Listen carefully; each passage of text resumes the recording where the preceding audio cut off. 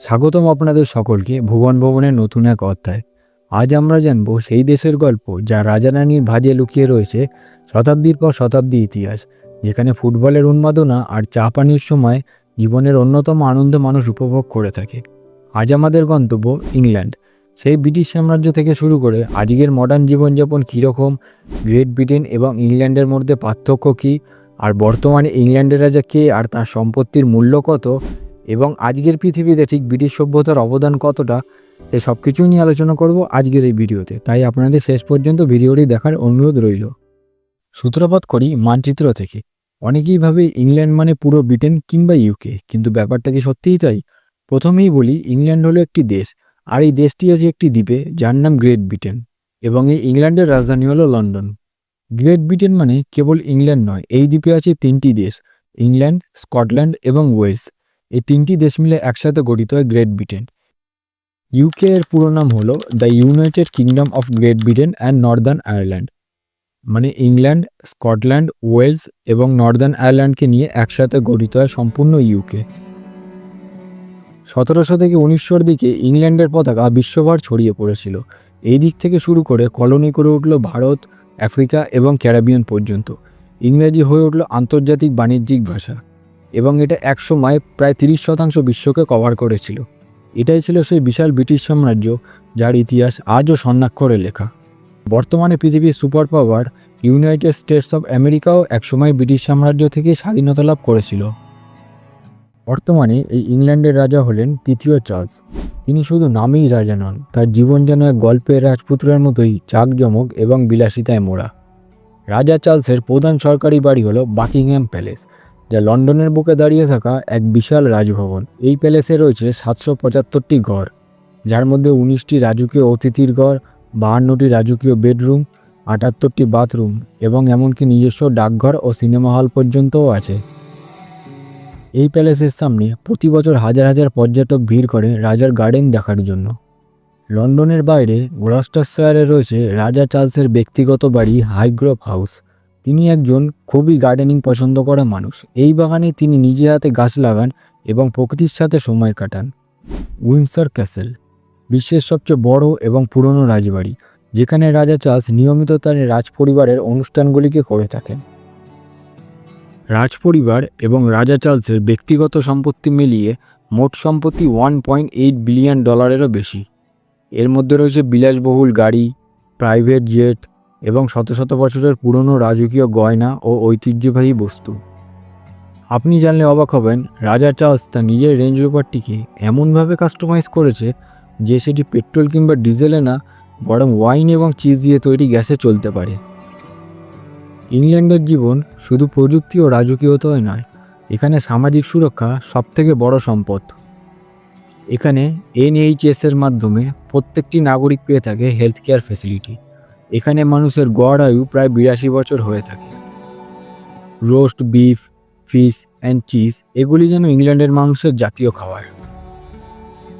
এখানে আধুনিক পদ্ধতিতে মাত্র 2% মানুষই কৃষি উৎপাদন করে, বাকি 60% মানুষই প্রাকৃতিক উপায়ে কৃষি উৎপাদন করে থাকে।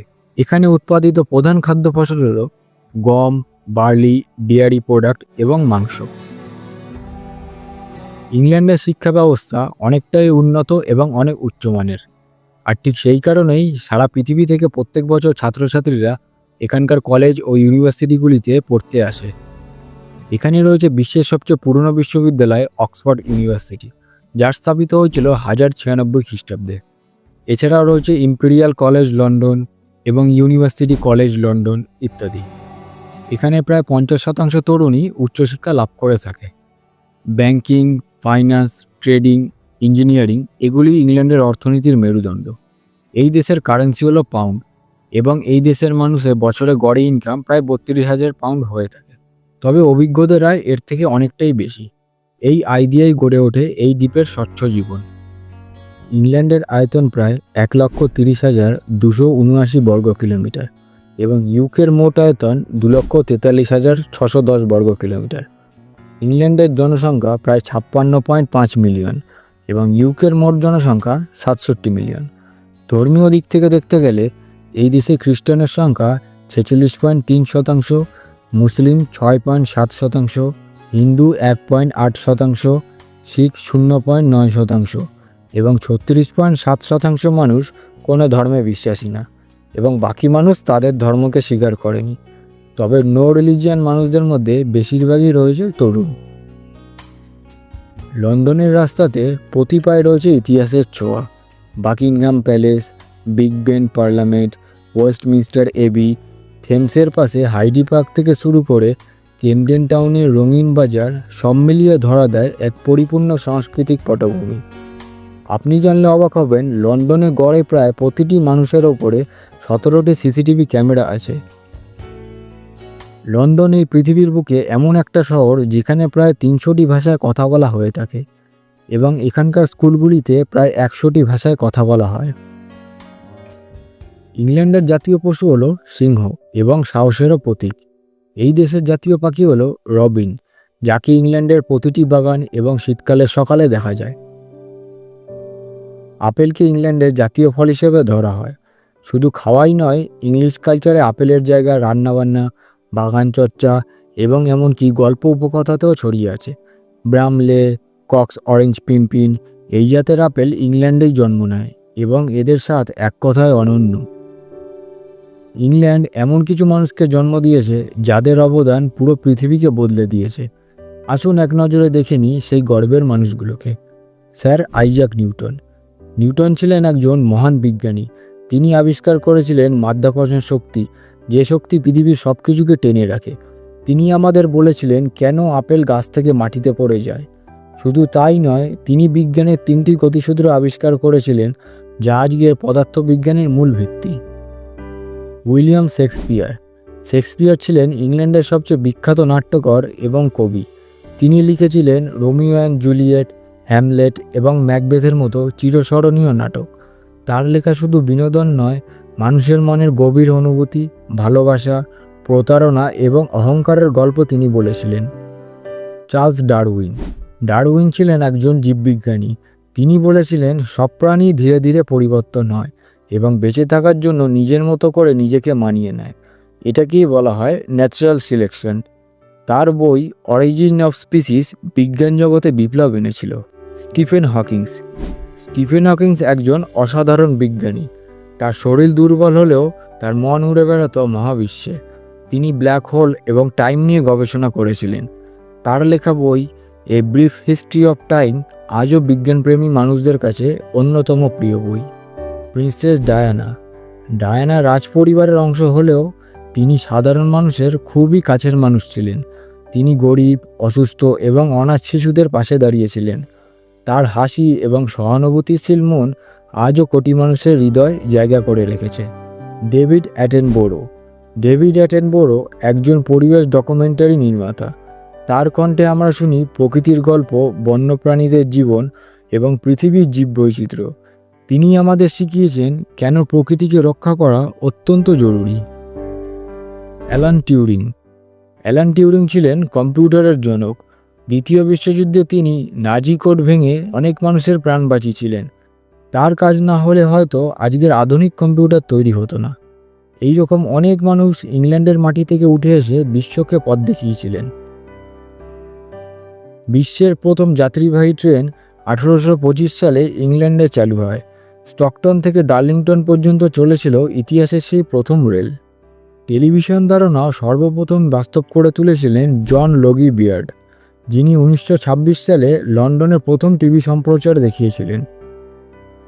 পুলিশ বাহিনী তো অনেক দেশে আছে, কিন্তু আধুনিক পুলিশের ভিত্তি হয় ইংল্যান্ডেই 1829 সালে লন্ডন মেট্রোপলিটন পুলিশ গঠনের মাধ্যমে। পোস্টের ইতিহাসও ইংল্যান্ড প্রথম। 1840 সালে চালু হয় পেনি ব্যাংক নামের বিশ্বের প্রথম ডাকটিকিট।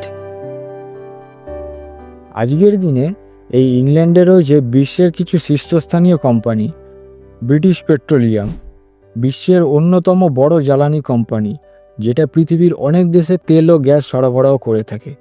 HSBC, একটি অন্যতম বৃহৎ আন্তর্জাতিক ব্যাংকিং প্রতিষ্ঠান, যার প্রধান সদর দপ্তর লন্ডনেই। রোলস রয়েস, বিখ্যাত লাক্সারি গাড়ি প্রস্তুতকারী কোম্পানি এবং বিমান ইঞ্জিন তৈরিতেও এরা বিশ্বসেরা। এছাড়াও ইংল্যান্ডে রয়েছে GSK এর মতো বিশ্বসেরা ফার্মাসিউটিক্যাল কোম্পানি। এবং আমার আপনার ঘরে প্রতিদিন ব্যবহারকারী পণ্য যেমন লিপটন চা, ডাব, সানলাইট এসবই ব্রিটিশ কোম্পানির সৃষ্টি। ইংল্যান্ডের আইন ব্যবস্থা পৃথিবীর অন্যতম পুরাতন এবং সুগঠিত। এখানে চলছে কমন ল সিস্টেম, যার ভিত্তি হয় আদালতের পুরনো রায় এবং বিচারকদের সিদ্ধান্তের ওপর। আইনের সামনে সবাই সমান এবং বিচার প্রক্রিয়া স্বচ্ছ রাখার জন্য আছে স্বাধীন আদালত ব্যবস্থা। যদিও ইংল্যান্ড একটি উন্নত ও আইনকানুন মেনে চলা দেশ, তবুও মাঝে মাঝে কিছু কিছু অপরাধ ঘটেই থাকে। 2024 সালের হিসাব অনুযায়ী প্রতি 1000 জনে প্রায় 75টি অপরাধ রিপোর্ট হয়। বড় শহরগুলো যেমন লন্ডন, ম্যানচেস্টার বা বার্মিংহামে কিছুটা অপরাধের আর বেশি, বিশেষ করে চুরি, ছিনতাই বা সাইবার ক্রাইমের মতো ঘটনা। তবে পুলিশ ব্যবস্থা দক্ষ ও দ্রুত প্রতিক্রিয়া জানায়। ইংল্যান্ডের মানুষ সাধারণত ভদ্র, সংযত ও ডিসিপ্লিন। পাবলিক ট্রান্সপোর্টে লাইন ধরে ওঠা, অপরিচিতদের প্রতি সরি, প্লিজ, থ্যাংক ইউ বলা তাদের কালচারেরই অংশ। তবে ব্যক্তিগত জীবন নিয়ে তারা একটু বেশিই সচেতন, তাই খুব ঘনিষ্ঠভাবে কথা বলাটা এড়িয়ে চলে। অনেকেই ভদ্রতা বজায় রেখে অন্যের মতামত শ্রদ্ধা করে, এটা এখানকার এক বড় সামাজিক মূল্যবোধ। লন্ডনের মেট্রো, যেটিকে স্থানীয় ভাষায় বলা হয় টিউব, এটি বিশ্বের সবচেয়ে পুরনো এবং অন্যতম বৃহৎ ভূগর্ভস্থ ট্রেন ব্যবস্থা। 1863 সালে যাত্রা শুরু করা এই নেটওয়ার্কে এখন রয়েছে 11টি লাইন, 270টিরও বেশি ট্রেন এবং প্রতিদিন গড়ে প্রায় 50 লক্ষেরও বেশি যাত্রী চলাচল করে থাকে। টিউবের প্রতিটি লাইন রঙে চিহ্নিত আর ট্রেনগুলো প্রতি মিনিটে চলাচল করে ঠিক সময় মতো। শহরের প্রতিটি কোণায় পৌঁছাতে এ এক অবিচ্ছেদ্য অংশ লন্ডনবাসী জীবনের। টিউবের পাশাপাশি দক্ষিণ লন্ডনের বিশেষ কিছু অংশে এখনও ট্রাম চলে। ক্রয়ডন অঞ্চলে চালু লন্ডনের ট্রাম লিঙ্ক হলো এক আধুনিক ট্রাম সার্ভিস, যেটা পরিবেশ বান্ধব এবং স্বল্প খরচে যাত্রী পরিবহন করে। ট্রামের জনপ্রিয়তা যদিও তুলনামূলক কম, তবে যারা শহরের নির্দিষ্ট অঞ্চলগুলিতে নিয়মিত যাতায়াত করেন তাদের জন্য ট্রাম এক নির্ভরযোগ্য ও আরামদায়ক যানবাহন। ইংল্যান্ডের আকাশ মানেই এক অনিশ্চিত গল্প। রোদ উঠলেও কিছুক্ষণ পরেই হঠাৎ বৃষ্টি, আবার বৃষ্টি থামতেই চোখের সামনে এক শান্ত নীল আকাশ।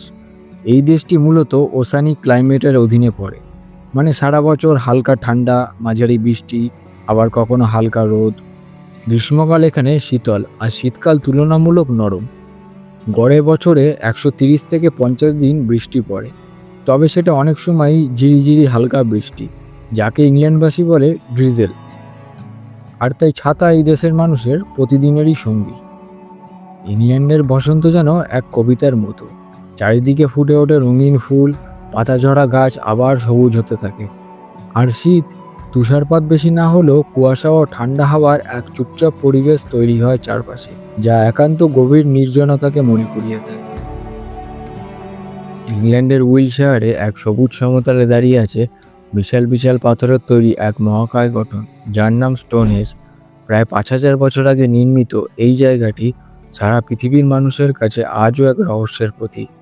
এত বড় বড় পাথর, যেগুলির ওজন 25 টনেরও বেশি, কিভাবে, কেন এবং কারা এনে এমন নিখুঁতভাবে পাথরগুলিকে দাঁড় করিয়েছিল তা নিয়ে গবেষকরা আজও দ্বিধায়। কেউ বলেন এটা ছিল এক ধর্মীয় উপাসনার স্থান, কেউ বলেন অ্যাস্ট্রোনমিক্যাল অবজারভেটরি, আবার কেউ মনে করেন এটা ছিল পুরনো কবরস্থান বা সমাজের রীতিনীতি পালন করার কেন্দ্র। মজার ব্যাপার হলো স্টোনহেঞ্জের পাথরগুলো এমনভাবে বসানো যে গ্রীষ্মকালীন দিনে সূর্যোদয়ের সময় সূর্যের আলো ঠিক পাথরের মধ্যে দিয়ে প্রবেশ করে থাকে। এই নিখুঁত অ্যাঙ্গেল প্রাচীনকালের জ্যোতির্বিজ্ঞান চর্চার প্রমাণ দেয়। আজ স্টোনহেঞ্জ শুধু একটি ঐতিহাসিক নিদর্শন নয়, এটি ইউনেস্কো ওয়ার্ল্ড হেরিটেজ সাইট এবং ইংল্যান্ডের সবচেয়ে আইনিক এবং জনপ্রিয় একটি ভ্রমণ স্থান। প্রতি বছর লাখ লাখ মানুষ আছে এখানে শুধু এই রহস্যময় স্থাপত্যের দেখা পেতে। স্টোনহেঞ্জের পাশাপাশি ইংল্যান্ডে আছে এমন কিছু দর্শনীয় স্থান যেগুলি যেন ইতিহাস, স্থাপত্য আর সৌন্দর্যের এক অনন্য মিশ্রণ। আপনি কখনো ইউকেতে গেলে ইংল্যান্ডের স্থানগুলি অবশ্যই ঘুরে আসবেন। সেগুলি হলো Big Ben, London Eye, British Museum, Buckingham Palace, Tower of London, Windsor Castle, Lake District. এটি প্রকৃতির কোলে এক শান্তিপূর্ণ পাহাড়ি অঞ্চল এবং হাইকিং ও নেচার লাভারদের স্বর্গ। কেমব্রিজ ও অক্সফোর্ড শহর, এটি শুধু ইউনিভার্সিটির জন্যও নয়, এর স্থাপত্য, নদী আর পরিবেশও বেশ মুগ্ধকর। কটসওল্ডস, এটি ইংল্যান্ডের এক হাতে আঁকা ছবির মতো সুন্দর গ্রাম, যা কুটির আর সবুজ উপত্যকায় ভরা।